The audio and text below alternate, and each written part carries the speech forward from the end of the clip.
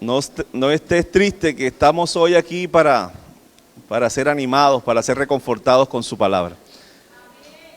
Quiero invitarlos esta mañana que me acompañen, libro de Hebreos, capítulo 12, versículo 1 y 2. Este pasaje lo voy a compartir porque estaba esta semana en el encuentro de fe que tenemos con los estudiantes y una de las profesoras que nos acompaña siempre lo llevó y Dios me habló a través de ella. En su sencillez ella pudo decir y ella pudo mostrarnos cómo Dios se enfoca, cómo Dios quiere que estemos enfocados en las cosas que realmente valen la pena. Y lo voy a leer en la versión Dios habla hoy. Esta versión no la usamos, ella usó esa versión.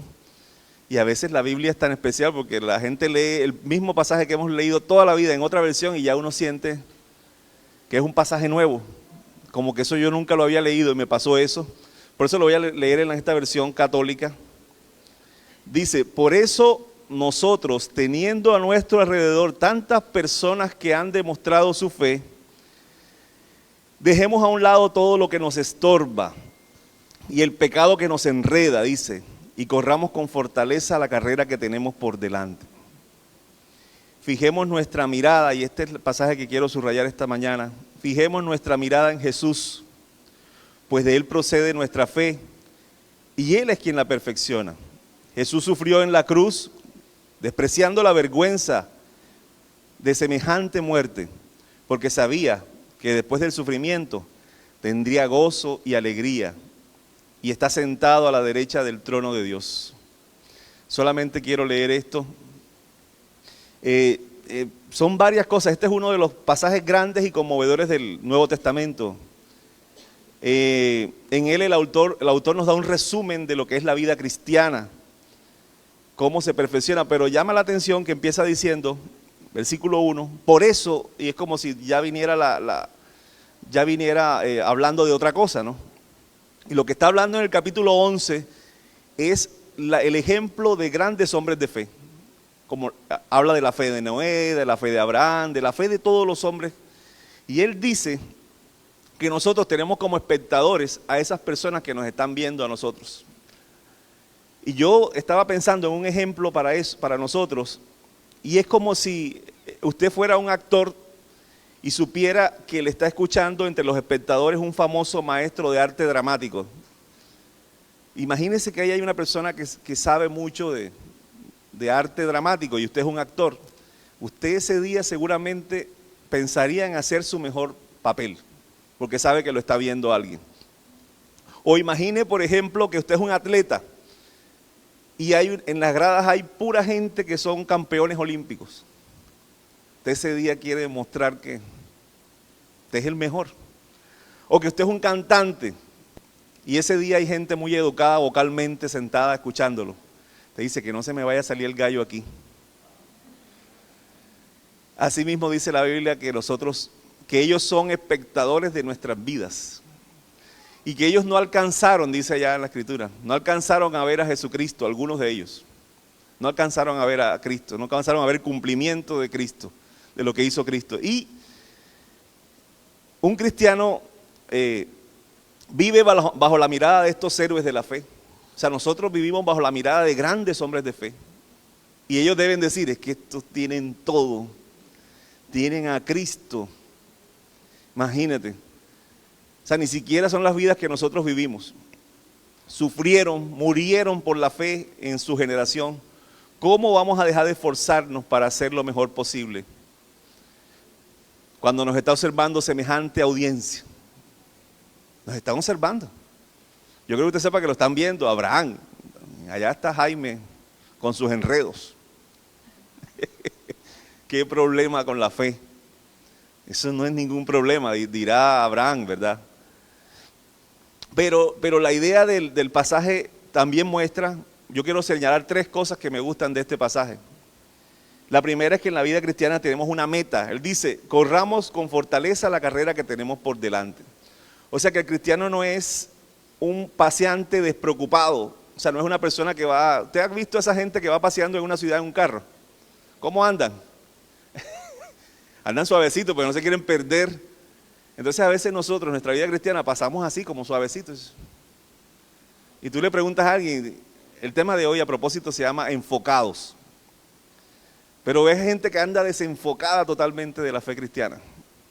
Como cuando tú estás paseando en una calle nueva, en una cosa nueva. Imagínate tú, Albert, llegar a Estados Unidos, a las mejores calles de las ciudades. Estaría como un bobo, como un lelo. Y la gente que te ve dice, ay, pero ese tipo sí es bobo. Está como paseando. A veces nosotros estamos en la vida cristiana como paseando. No enfocados. Y dice que nosotros no andamos así. El cristiano es alguien que sabe para dónde va. O sea, el cristiano promedio sabe para dónde va y sabe cuál es la gloria que le espera. Por eso él dice, yo voy a vivir de esta forma porque yo sé lo que me espera. O sea, el cristiano no vive de cualquier forma. Un cristiano no vive como un paseante despreocupado. No, él está preocupado. Él está preocupado por las almas que se pierden. Él está preocupado por muchas cosas. Un cristiano no es un paseante. Por eso dice, corramos con fortaleza la carrera que tenemos por delante. La segunda cosa que a mí me gusta aquí es que dice que en la vida cristiana vamos a tener, y eso es una de las cosas que enfatizaba la profe el día ese que estaba compartiendo, dice que vamos a tener obstáculos. Y decía ella, es que tenemos que quitarnos todo aquello que nos estorba. Y dice el pecado que nos estorba, el pecado que nos enreda, dice en esta versión. Y ella decía que no solamente era el pecado, y hoy no quiero hablar del pecado, porque el pecado tiene solución. El pecado tiene solución y es Cristo Jesús. Pero yo te aseguro que las cosas que más nos enredan en la vida no tienen que ver con el pecado. Tienen que ver con nuestra visión de la vida, con la manera como nosotros queremos vivir la vida. Las exigencias de este siglo. Este siglo nos exige vivir de una forma, consumir de una forma, y nosotros queremos amoldarnos un poco a vivir de esa forma. Queremos vivir viviendo como vive la persona promedio de este siglo. Entonces, a mí me llama la atención porque hay cosas que nos enredan más que el pecado. Estamos más enredados por el qué dirán. ¿Qué dice la gente? Que tengo que vivir con estas condiciones económicas para que yo, tengo que vivir en tal barrio, tengo que comprar este carro para yo poder vivir acomodado o tener cierto estatus. Como enredados, ¿verdad?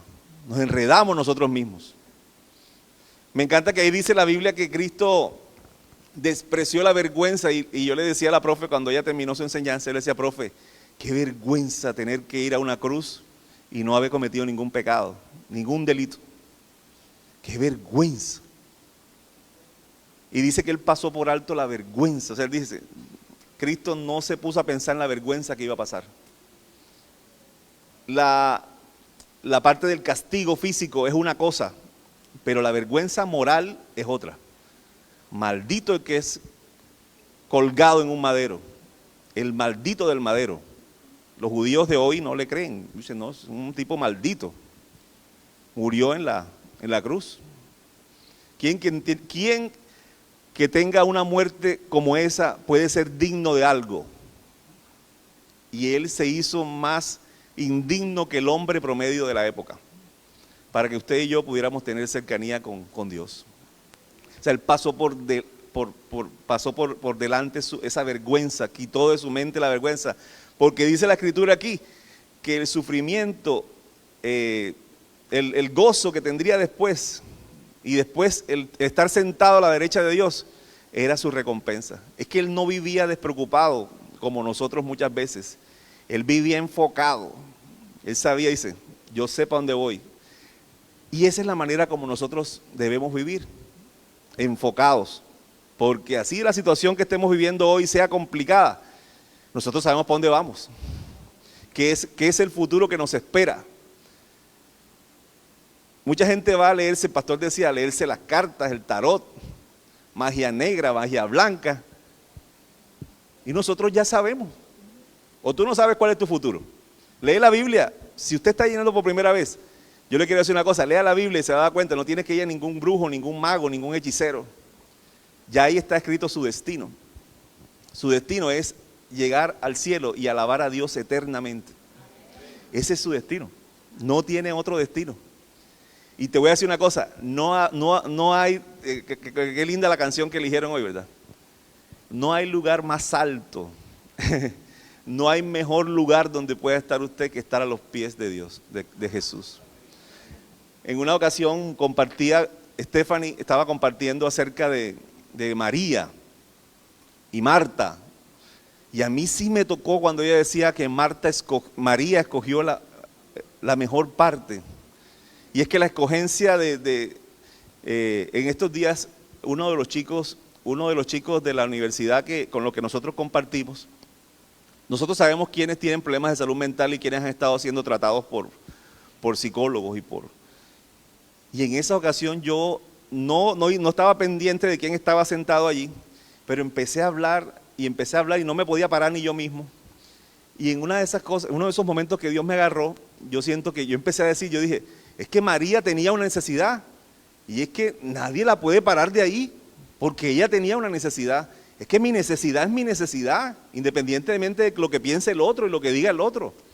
No se ponga a estar pensando que el otro no viene aquí porque le da pena. No se ponga a estar pensando en eso, porque la necesidad mía es mía. Y yo soy el que sé hasta dónde debo estar. Yo soy el que sé si tengo que estar tirado a los pies de Cristo, porque yo necesito. Entonces no menosprecie la necesidad del otro, porque el otro necesita. Y yo me estaba hablando y miré a esa persona así y dije, ya sé por qué estoy diciendo esto. Y le dije así, mirando, dije, y no te preocupes, no sientas que porque tú buscas a Dios de la forma que lo buscas, estás mal. Búscalo como lo necesitas buscar, porque es tu necesidad, es tu escogencia. Tú eres quien necesitas eso. Y bajó la cabeza así. Y yo sentí que algo se rompió ahí. Y ahora que nos vemos en los pasillos, nos vemos así y me mira así como cuando dice, tú me descubriste. Pero ella no sabe lo que Dios puso en mi corazón ese día cuando lo dije. Fue bien bonito ese instante. Pero lo cierto es que en la vida cristiana tenemos algo en contra y no solamente es el pecado, son nuestras formas de vida que a veces no van acorde a la exigencia de Dios, no están alineadas, no vivimos como si fuéramos, no vivimos enfocados. Y a mí me encanta que ahí dice, y ese es el pasaje y lo que quiero compartir, fijemos nuestra mirada en Jesús. O sea, ponga su mirada en Jesús. Ponga la mirada, enfóquese en Jesús. ¿Has escuchado a alguien que se ha apartado de los caminos y tú dices que ese man está como desenfocado? ¿Has escuchado a alguien que está como paseando en la vida cristiana y tú le has dicho, estás como desenfocado, estás como un poco perdido? ¿Has escuchado a alguien así? ¿Has tenido a alguien cercano que tiene esa situación? Bueno, es muy fácil en este mundo desenfocarse. Dejar de tener la mirada fija en Jesús. Es muy fácil, demasiado fácil. Porque este mundo nos ofrece muchas cosas. Entonces, lo importante para los hombres no es la prioridad de Dios. Lo importante para los hombres, ¿qué es lo importante para ti? A ver, ser exitoso, tener mucho dinero. De pronto para mí, tener que escribir muchos artículos científicos. Ser reconocido como un investigador importante. Yo quiero decirte una cosa, eso no es importante para Dios. Yo le pregunto a Dios, no sé qué día, hay cosas que yo no quiero ni preguntarle a Dios, me da miedo. Yo le digo, Señor, ¿tú quieres que yo haga un doctorado? Y con el nivel que quiero hacerlo, ¿no? Y yo siento que ahí hay un silencio. Y yo me pongo a pensar, y tú podrás decir, no, pero eso es bueno, eso es bueno. Pero entonces yo digo, Señor, pero si me va a distraer de lo que estoy haciendo, no. Porque no vale la pena, voy a perder el tiempo. Entonces yo sí necesito que tú me digas. O sea, para mí sí es importante, pero créame que yo esa pregunta no la hago en oración, me da miedo. Me da miedo la respuesta, porque yo quiero dentro de mí hacer otras cosas. Yo quiero hacer otras cosas. Si por mí fuera, no estuviera en este camino, estuviera en otras cosas. Pero yo no me mando. Entonces, lo importante para los hombres no es la prioridad para Dios. La gloria de Dios se revela en lo cotidiano, en lo humilde, en lo común, en lo simple. Y yo quisiera esta mañana compartir en el Evangelio de Marcos. Esto es bien, y yo quiero que sepan que esto es bien difícil que nos entre en la cabeza. Es tan común que nosotros queramos hacer otras cosas, ¿verdad? Que estemos consumidos con la idea de ser famosos, con la idea de ser exitosos, con la idea de ser importantes. Esa es la idea que tiene cualquier persona, ¿no es cierto? Yo quiero ser exitoso, yo quiero ser próspero, yo quiero ser importante, yo creo que eso es lo que... Y eso es lo que a veces nos estorba. No tanto es el pecado. El pecado está solucionado. No se preocupe. Lo que nos estorba es otra cosa. Yo veo, como les decía hace unos días, las escenas de los seguidores de Chosen, y a mí me impacta la manera como fueron escogidos. O sea, fueron elegidos y al mismo tiempo en conversaciones que ellos tienen, algunos dicen, ¿y tú qué dejaste? ¿Y yo qué dejé? Cuando por ejemplo Mateo dejó dejó de ser recaudador de impuestos, ¿y tú qué dejaste? Y el otro le dice, yo dejé esto. Y el otro que era guerrillero, yo dejé también la milicia, yo dejé, todos dejaron. Pedro tuvo que apartarse. En la historia muestran a Pedro teniendo problemas con la mujer, lógico, que tuvo que haber tenido problemas con la mujer, que Pedro andaba con Cristo para arriba y para abajo. Entonces, ¿tú qué dejaste? Pregúntale al que tienes al lado, ¿y tú qué dejaste? A ver, ¿a ti qué te tocó dejar? Porque tú eres un seguidor de eso, ¿no? Imagínate. ¿Qué te tocó dejar? En el Evangelio de Marcos, 3 veces los discípulos se acogen a la idea del mundo, de grandeza, de gloria, y Jesús 3 veces les redefine el concepto de lo que les debe importar realmente a ellos. Y yo quiero, para que usted se lo aprenda, ¿dónde están? Son 3 pasajes distintos donde Jesús habla de su muerte en Marcos. Marcos 8:30, Marcos 9:30 y Marcos 10:30. Parece una cosa rara, pero en esos 3 pasajes, 3 veces Jesús les habla a los discípulos sobre que va a morir y los discípulos responden con una tochada. Responden mal y demuestran que ellos no están enfocados en lo que Dios quiere. Versículo 31 de Marcos capítulo 8, busquémoslo para que vean. Revisemos esos 3 pasajes. Parece que los discípulos no eran capaces de comprender lo que Jesús estaba hablando acerca de su muerte. No lo entendieron. Miren lo que dice Marcos 8:31. Y comenzó a enseñarles que era necesario al Hijo del Hombre padecer mucho y ser desechado por los ancianos, por los principales sacerdotes y por los escribas, y ser muerto y resucitar después de 3 días. Versículo 32. Esto lo decía, aquí dice, claramente. O sea, aquí no estaba enseñando con parábolas, ni estaba enseñando escondido. Le decía claramente, me van a matar, me van a hacer esto, pero voy a resucitar. Entonces Pedro le tomó aparte y comenzó a reconvenirle.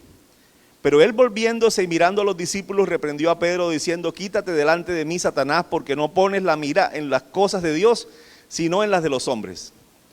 Y llamando a la gente y a sus discípulos les dijo, si alguno quiere venir en pos de mí, niéguese a sí mismo, tome su cruz y sígame. Porque todo el que quiera salvar su vida la perderá, y todo el que pierda su vida por causa de mí y del evangelio la salvará. Porque ¿qué le aprovechará al hombre si ganara todo el mundo y perdiera su alma?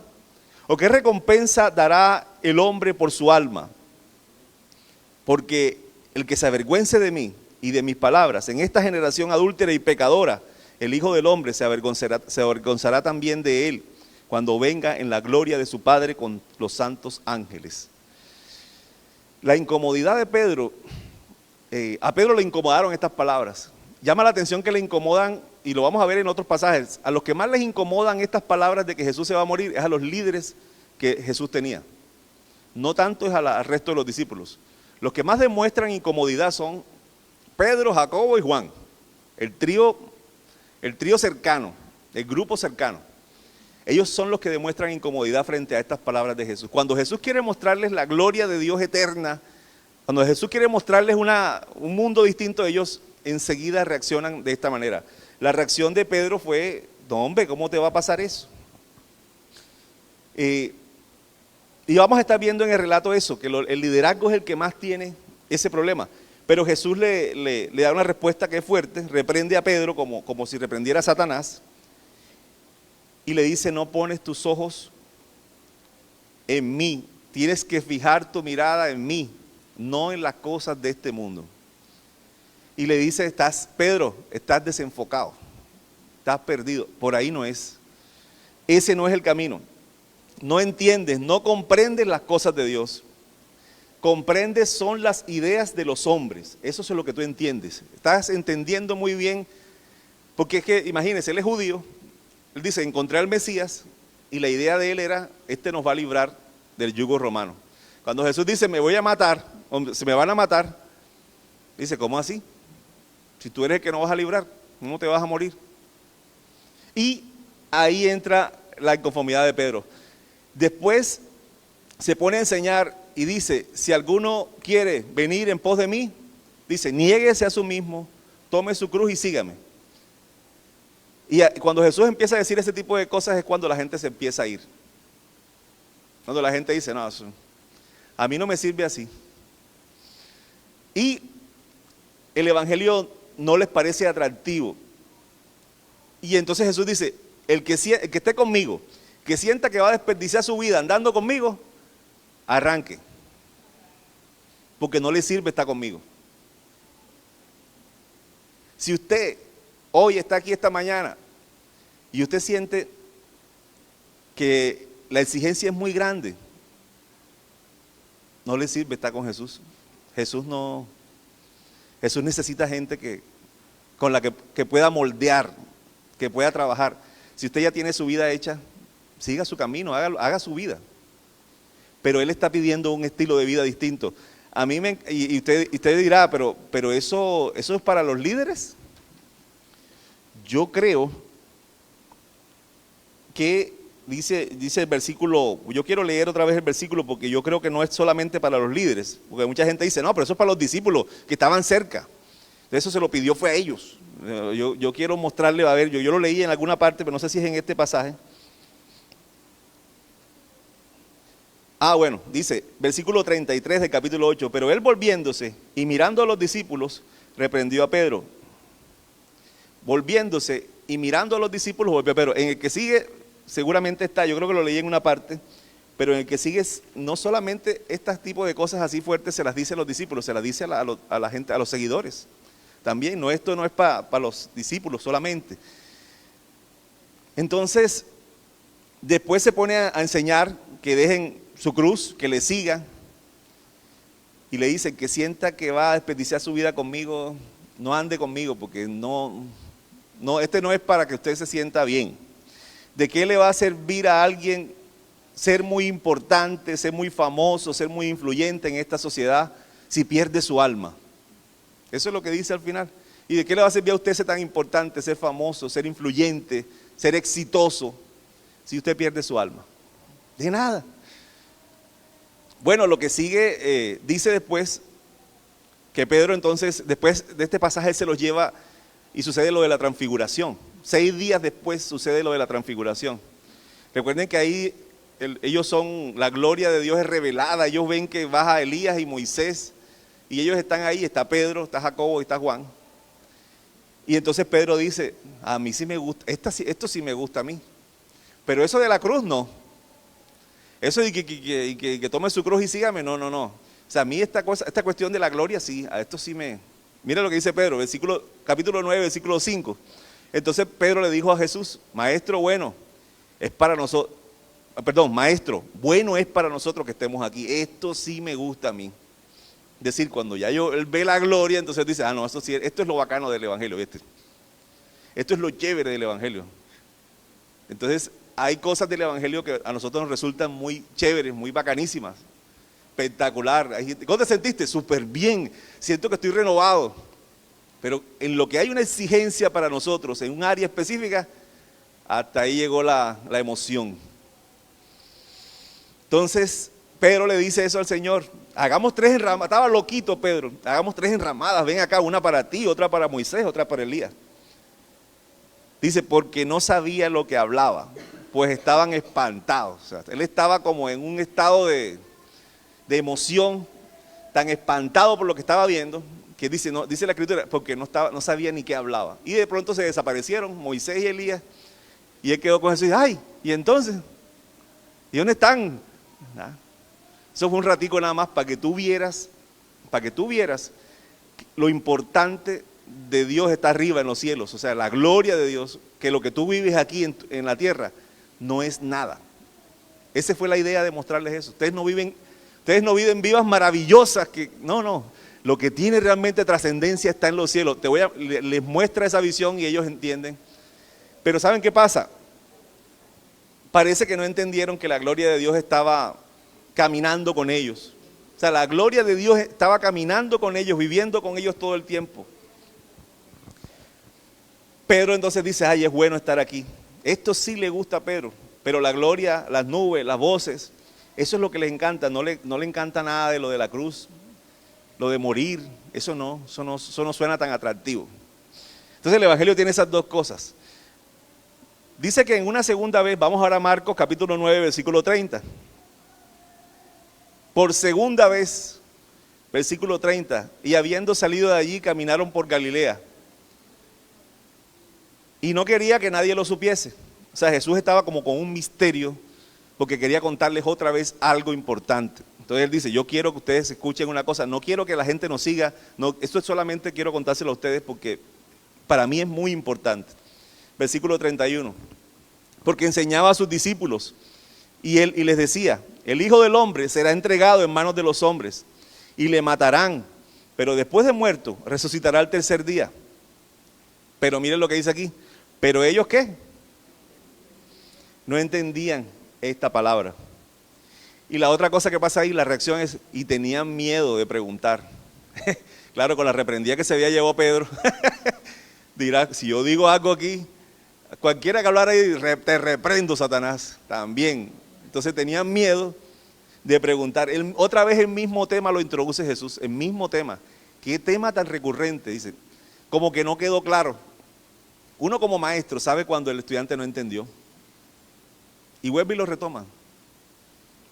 Mire, me pasó una cosa esta semana, yo no me quiero salir del tema pero me pica la lengua. Me pasó una cosa esta semana, al mismo estudiante le hice la pregunta 3 veces. ¿Por qué esto y esto? ¿Por qué esto y esto? ¿Por qué? La tercera los compañeros se rieron. Oye, te está preguntando lo mismo. Y después, al final, ya los pelados no sacan una hoja, que saque una hoja, entonces yo le digo, saque su celular. En la plataforma está un quiz para que usted lo haga. Eso sí es individual. ¿Y sabes qué me dijo el estudiante? Profe, me preguntó por 4ª vez lo mismo. ¿Tú crees que yo lo voy a pelar? 4 veces me preguntó en la misma clase lo mismo. ¿Tú crees que sería un error si yo fallara eso? O sea, entendiste. Ok, sí, porque es que yo te miro la cara y yo siento que tú no entiendes. Entonces por eso te pregunto. No es porque te la tenga montada, sino que yo te veo y yo siento que estás como que en otra parte. No sé quiéncito. Y otra vez, y cuando saca el celular dice, no, este es lo que me estaba preguntando él. Tac, marqué la respuesta correcta, profe, no se preocupe, y vamos a buscar, a ver. Y buscamos el reporte del examen y ahí sale, sí, efectivamente entendiste. Entonces lo que está pasando con los discípulos es algo similar, ellos no han entendido. Y no solamente eso, tenían miedo de preguntar. Y luego llegó a Capernaum, dice el versículo 33, y cuando estuvo en casa, les preguntó, ¿de qué era lo que hablaban ustedes en el camino? Cuéntenme. Que yo los veía como discutiendo, ustedes algo, ¿no? Adivina de qué estaban hablando. Ellos no respondieron, dice, más ellos se callaron. No le digas nada. Cuando tú te quedas callado es porque algo te da pena, ¿cierto? Dice, no, eso da pena, que se entere él de qué estábamos hablando nosotros. Uy, qué vergüenza. Más ellos se callaron, porque en el camino, ¿sabe que habían disputado? ¿Quién de ellos sería el mayor? Entonces él se sentó y llamó a los 12 y les dijo, si alguno quiere ser el primero, será el postrero de todos y va a ser servidor de todos. Y tomó un niño, otra vez el maestro con la plastilina, y lo puso en medio de ellos. Y tomándolo en sus brazos, les dijo: el que reciba en mi nombre a un niño como este, me recibe a mí. Y el que a mí me recibe, y el que a mí me recibe, no me recibe a mí solo, sino al que me envió. La primera reacción de los discípulos es miedo a preguntar. Y es lo que yo les decía esta mañana al inicio. A veces nos da miedo preguntar. Hay cosas que a mí me dan miedo preguntar. Yo quisiera que Dios me dijera, pero a veces me da miedo preguntar porque pienso que su respuesta va a ser: a mí no me parece. Yo creo que no te debes enredar. Segundo, son incapaces de considerar el concepto de gloria. Ya habían visto algunos de ellos y lo único que les interesaba es quién de nosotros va a ser el más importante. Porque es que Él vuelve a hablarnos. Ya es la segunda vez que el Señor nos está hablando de que se va. Y entonces cuando se vaya, entonces, ¿cómo vamos a quedar nosotros? ¿Quién va a liderar este cuento? Y entonces ahí empiezan las preguntas, ¿no? ¿Será Pedro? ¿Será Juan, que es el discípulo amado? ¿Será Jacobo? ¿Quién? ¿Quién tiene? No, ¿será Mateo? ¿Quién va a liderar este cuento? Entonces, ellos son incapaces de considerar ese concepto de gloria. Y la evidencia está en que están peleando entre ellos quién va a ser el mayor. Están consumidos con la misma idea de este mundo, de la gloria de los hombres. Con el liderazgo de este mundo, el liderazgo de los hombres de esta era. Y Jesús les cambia totalmente la idea y dice: no, es que en el reino de los cielos no es así. Es que allá el mayor es el que sirve. ¿Y saben qué quiso decir eso con el que mayor es el que sirve? El que quiera ser primero es el último, es decir, es el de menor importancia, es el peor de todos, el servidor de los demás. Ese es el mayor en el reino de los cielos. O sea, quítense esas ideas de grandeza, de liderazgo, de que quieren ser los líderes súper. En el reino de los cielos no es así. El líder se conoce porque sirve, porque está sirviéndole al otro. ¿Saben qué me dijo un estudiante estos días? Profe, a mí me da pena molestarlo, pero mi abuelito tiene un examen que le hicieron. Ahí salió el nombre de una bacteria, pero yo no entiendo eso. Y el pelón estaba más agradecido porque yo le dije: no, esa bacteria es sensible a algunas cosas. No le pueden poner este antibiótico y este antibiótico porque ahí dice que hay resistencia. Entonces me dice: gracias, profe. Y yo dije: no te preocupes, yo estoy para servirte. Y estaba más emocionado. Yo no sé por qué se emocionó tanto. Bien emocionado. Y decía: ¿por qué se emociona tanto si eso es normal para uno, verdad? Es servirle al otro. Y ahí tengo mensajes que no he leído esta mañana, pero todos tienen que entregar la tesis ayer. Y están mandando, están preocupados porque no han entregado. Pero hasta el domingo, cuando es el tiempo que tengo con mi familia, ¿cierto?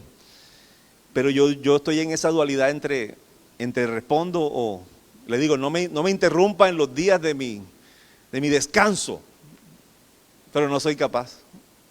Entonces digo: no, sí, mañana vemos, mañana hablamos. Cuando más mal respondo digo: mañana lo revisamos, no te preocupes, tranquilo. No tenemos que hablarlo por aquí ahora. Pero soy incapaz de decirle: no me interrumpa en mis tiempos de descanso porque, no sé, o sea, pienso que uno debe estar para servirle al otro, para servirle al que necesita. Y yo entiendo la vida de mi alumno que me decía: mi abuelito le salió este examen, tiene 90 y pico años. Y él necesitaba en ese momento que le dijeran: hey, llévalo a la urgencia porque es importante que lo lleves a la urgencia. No es importante que lo dejes en la casa. Puede haber una complicación. Entonces, la vida del cristiano es para servirle al otro. Y ellos estaban pensando que la gloria de los hombres de este tiempo era la forma como entre ellos se tenían que relacionar. Y no es así. Por eso cuando Jesús llama a Pedro dice: ya tú sabes, ¿no? Apacienta mis corderos, apaciéntalos. Ese más allá del honor es lo que yo te pido, en serio. Lo que yo te estoy exigiendo no es que seas el superlíder. De hecho, de liderazgo, si hablamos de liderazgo, había más liderazgo en la iglesia de Jerusalén con el hermano del Señor. Era más líder Jacobo, el hermano del Señor, que mismo Pedro. Lo reconocían. Pablo fue mucho más influyente que muchos, pero él se consideraba, dice, el menor de todos. Entonces, ellos están como marcados por esa idea que la vemos al final cuando ellos están solos, pero en este momento de sus vidas, él está recordando siempre, hey, tienen la idea metida en la cabeza de este mundo, ojo, que este mundo los está influenciando al punto de que les estorba. Lo tercero es que Jesús viene y coge a un niño y lo pone en medio y entienden y les explica, entonces les dice, miren, ¿sí vieron a este niño? Es así como yo quiero. En las cosas pequeñas, en las cosas pequeñitas, en lo cotidiano, en lo común, ahí se manifiesta la gloria de Dios. No es en lo absolutamente. Yo conozco gente en el evangelio tan sobrevalorada y tan exaltada que tú la ves y dices, ese es el hermano tal, no lo pueden ni tocar, hermano. Eso está fuera de todo lo que dice la Biblia. Eso no es verdad. Yo no tengo por qué rendirle pleitesía a ningún líder, ningún pastor, ni nada de eso. Hay gente que le rinde pleitesía, que, ay, el hermano tiene una unción. Eso no es lo que dice la Biblia. Ese hermano es el que sirve, que tú reconoces, ese es el que sirve, ese es el mayor. Y finalmente, uno pensaría que a partir de allí esta gente entendió el mensaje. Les explicaron con plastilina, le dijeron, hombre, mira, aquí está un niñito, pero nada. Marcos capítulo 10, versículo 32. Después de esto uno dice, ahora sí entendieron. Dice versículo 32, iban por el camino subiendo ya, llegando a Jerusalén. Menos mal que el camino era largo y no iban en carro, porque no hubieran entendido. No hubiesen entendido. El camino es largo y da tiempo. ¿Cuántas horas de clase eran? No sé.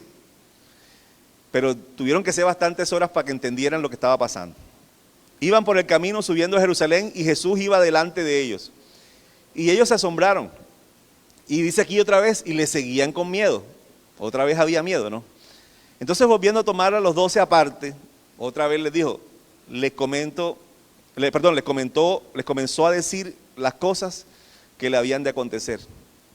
Y les dice, he aquí subimos a Jerusalén, el Hijo del Hombre será entregado a los principales sacerdotes y a los escribas, y le condenarán a muerte, y le entregarán a los gentiles, y le encarnecerán, y le azotarán, y le escupirán, y le matarán, mas al tercer día resucitará. Versículo 35, ustedes no van a creer lo que va a pasar. Entonces Jacobo y Juan, los hijos de Zebedeo, se le acercaron diciendo, maestro, querríamos que nos hagas lo que pidiéramos. Él les dijo, ¿qué quieres que les haga? Y ellos le dijeron, concédenos que en tu gloria nos sentemos el uno a tu derecha y el otro a tu izquierda. Entonces Jesús les dijo, no sabes lo que pides. Otra vez, no sabes lo que pides. ¿Puedes beber del vaso que yo bebo o ser bautizado con el bautismo que yo soy bautizado? Entonces ellos dijeron, podemos. Jesús les dijo, a la verdad del vaso que yo bebo beberéis, y con el bautismo con el que yo soy bautizado seréis bautizados. Pero el sentarse a la derecha mía o a la izquierda no es mío darlo, sino a aquellos para quienes está preparado. Cuando lo oyeron los otros 10, adivinen, se pusieron contentos. No, los otros 10 dijeron, no, esto no lo puedes hacer, ustedes no pueden hacer eso. ¿Por qué haces eso? Porque ustedes están aprovechando al maestro, aprovechando la cercanía familiar, porque ellos eran familias, cercanos. ¿Por qué están haciendo eso? Y se molestaron los otros 10. Ya no se molestó uno, ahí se formó una pelotera entre todos. Comenzaron a enojarse contra Jacobo y contra Juan, los hijos del trueno. Mas Jesús llamándolos les dijo, ¿sabes que los que son tenidos por gobernantes de las naciones se enseñorean de ellas? Y sus grandes ejercen sobre ellas potestad. Pero no será así entre vosotros, sino que el que quiera hacerse grande entre vosotros, otra vez, será vuestro servidor. Y el que de vosotros quiera ser el primero, será siervo de todos. Porque yo mismo, dice ahí, no vine para ser servido, sino para servir. O sea, yo les estoy dando el ejemplo. Yo no vine para que ustedes me rendieran pleitesía. Yo soy el rey de todo el universo. Pero no vine para que me sirvan, sino para servir. Una vez más, la incomprensión de lo importante para Dios. Él les está contando un tema que es súper valioso. ¿Por qué la insistencia de Jesús en contarles que Él va a morir? Porque es que en algún momento van a quedar solos. Y ellos van a tener que recordar esas palabras. Al tercer día resucitaré. Ellos tenían que recordar ese mensaje. Por eso el énfasis del maestro en acercarse y enseñarles. Pero ellos todavía siguen con la idea en la cabeza de que es importante el puesto. Ahora es importante el lugar donde, ya sé que todos nos vamos a sentar en la mesa, pero ahora es importante el lugar donde me voy a sentar. ¿Qué te parece?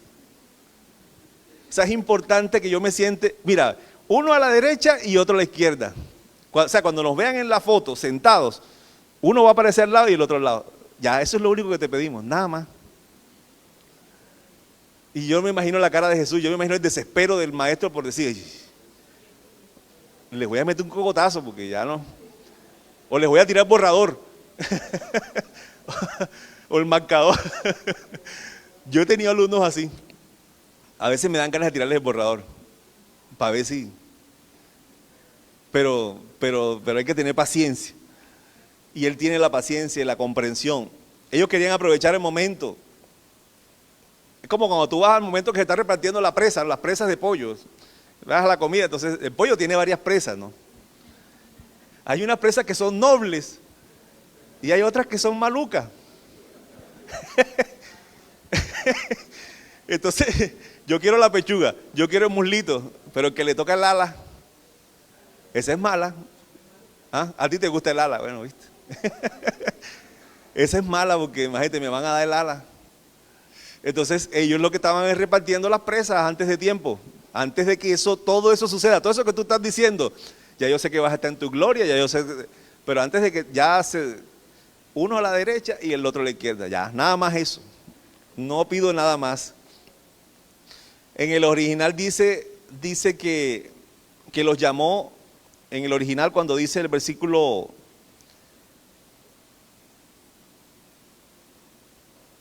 dice, me perdí, dice,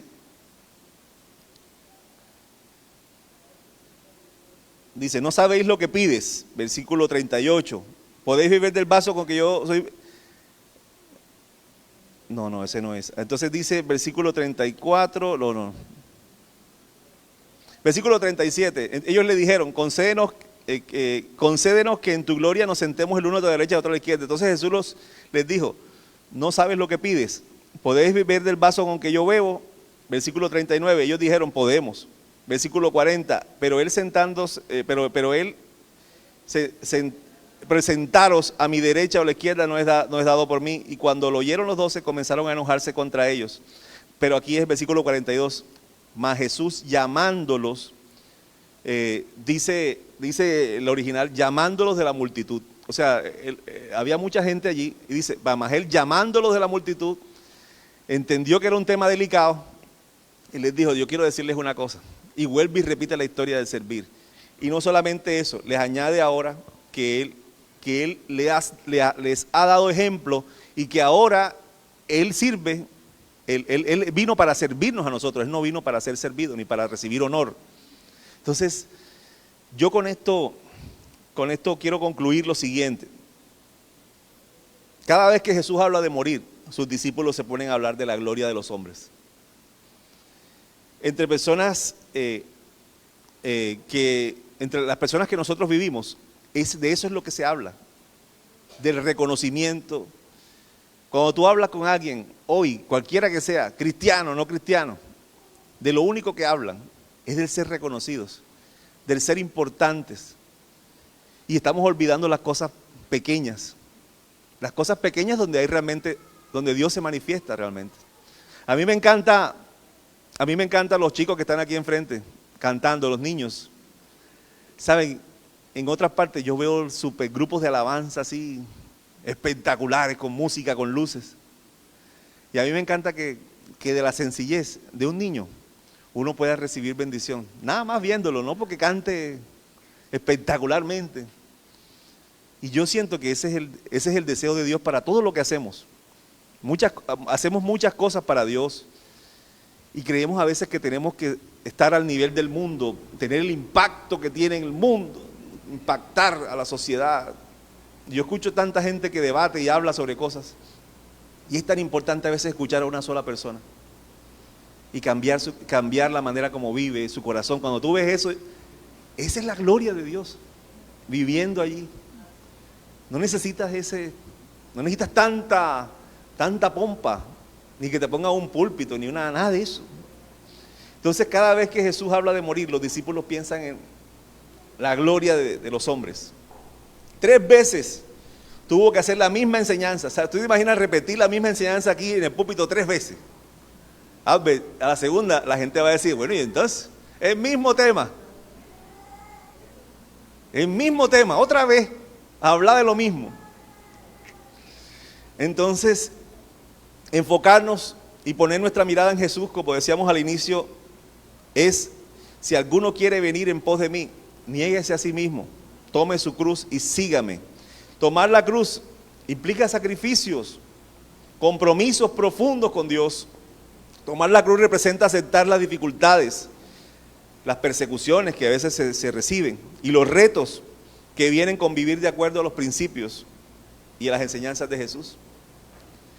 Muchos podemos decir, bueno, ya yo he tomado la cruz. Por eso les preguntaba ahorita. Muchos de ustedes han dicho, no, yo he dejado esto. Muchos dijeron, yo tuve una batalla grandísima con el alcohol. Yo dejé eso. Yo lo hice por ti, Señor. Yo hice todos esos sacrificios por ti. Yo dejé esa vida que llevaba perdida.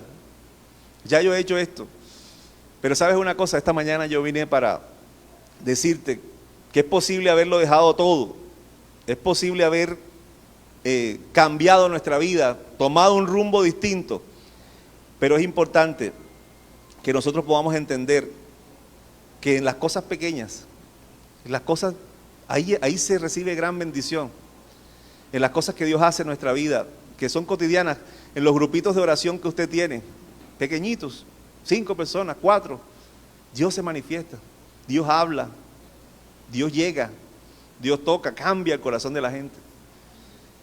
A veces pensamos que es la gloria de los hombres la que nos ha hecho pensar a nosotros que estamos fracasando. No, eso no tiene impacto, eso no sirve. Mira tú eso, van 2 personas nada más. No es así. Dios está ahí. Dios está en las cosas pequeñas. A mí me encanta una película que dice, que habla de eso.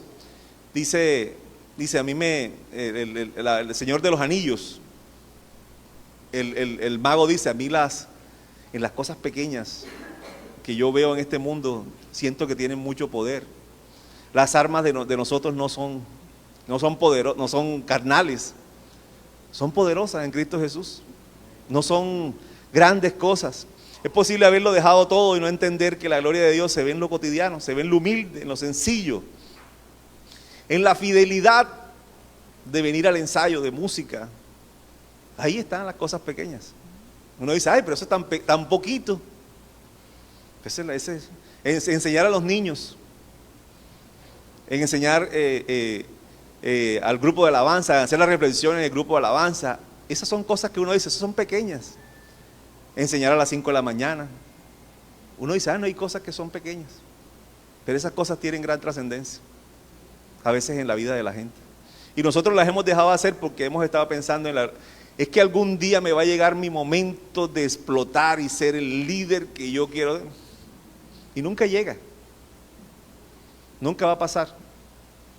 El que dice la Escritura que es fiel en lo poco, sobre lo mucho se le pondrá. Entonces siga siendo fiel en lo poco.